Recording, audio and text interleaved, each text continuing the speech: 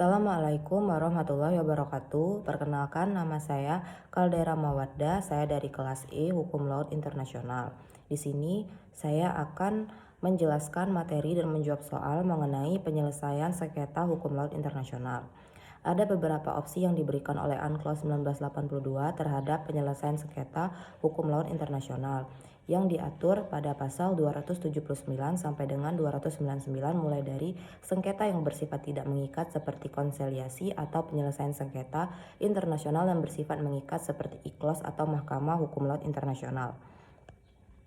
Hukum internasional pada Piagam UBB dan UNCLOS 1982 menegaskan bahwa setiap perselisihan antara negara wajib diselesaikan secara damai. Mekanisme penyelesaian sengketa secara damai dapat ditempuh di luar persidangan ataupun di dalam persidangan.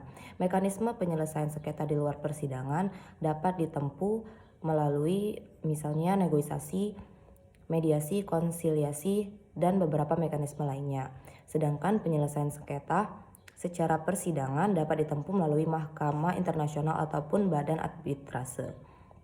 UNCLOS 1982 telah mengatur secara komprehensif mekanisme penyelesaian sengketa, yaitu pada Konvensi Hukum Laut PBB 1982. Negara yang bersengketa dihimbau untuk menggunakan mekanisme secara sukarela, yaitu mekanisme regional dan konsensialis.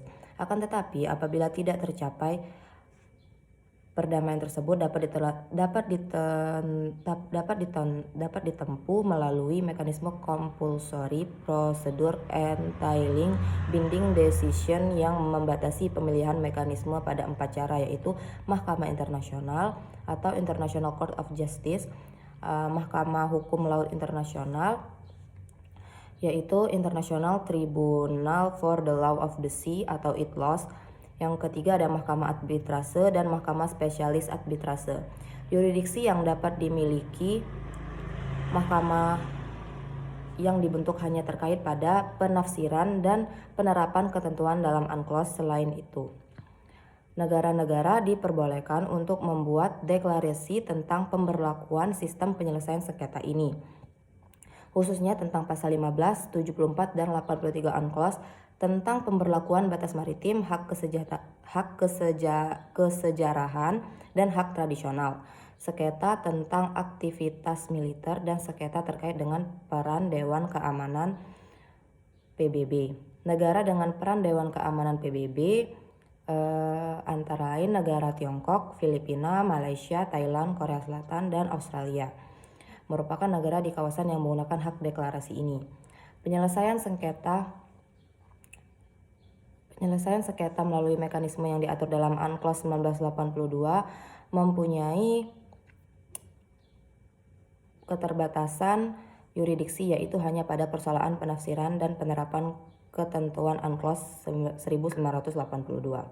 Keterbatasan ini tentu saja akan membawa konsekuensi dalam penyelesaian sengketa yang mengandung status kepemilikan atau fitur geografis dan batas maritim seperti sengketa Laut Tiongkok Selatan.